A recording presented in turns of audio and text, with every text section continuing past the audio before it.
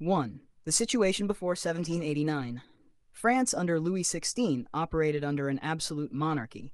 Political authority was concentrated in the crown. Society was divided into three estates. 1. First estate, clergy. 2. Second estate, nobility. Third estate, everyone else, around 97% of the population. The third estate paid most taxes. Many were poor. Bread prices rose sharply after bad harvests in 1788. France also carried heavy debt from wars, including support for the American Revolution. Interactive question. If 97% of the population pays most taxes but has little political representation, is the system stable? Why or why not?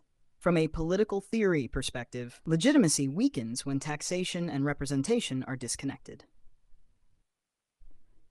The Estates General and the breaking point.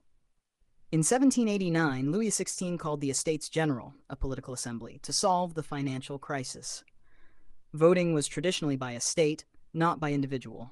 That meant the clergy and nobility could outvote the Third Estate.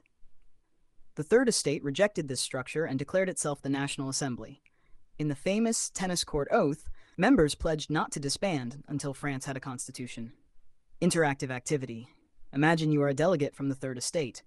Do you compromise and accept limited reform or demand a constitution? Write one sentence defending your choice.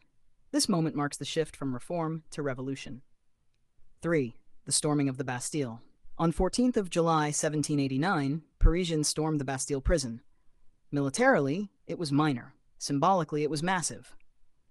The Bastille represented royal authority. Ask yourself, why do revolutions often focus on symbols rather than strategic targets? From a sociology of revolution lens, symbolic victories create psychological momentum. 4. The Declaration of the Rights of Man. The National Assembly issued the Declaration of the Rights of Man and of the Citizen. It declared that sovereignty resides in the nation, not the king. Key principles: legal equality, freedom of speech, popular sovereignty. Interactive comparison. Compare this to modern constitutional democracies. Which of these principles still define current political systems? These ideas later influenced constitutional frameworks across Europe and the Americas. 5. Radicalization and the Reign of Terror. The revolution grew more extreme. The monarchy was abolished. Louis XVI was executed in 1793. Power shifted to radical leaders such as Maximilien Robespierre, who led the Reign of Terror. Thousands were executed by guillotine in the name of protecting the revolution. Critical thinking question. Can violence defend liberty without destroying it? Provide one argument for each side. This period illustrates how revolutions can consume their own ideals under internal and external threats. 6. The rise of Napoleon.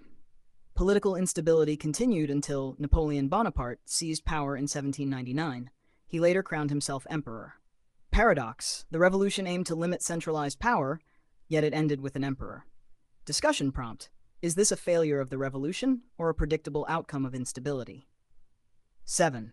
Long-term impact.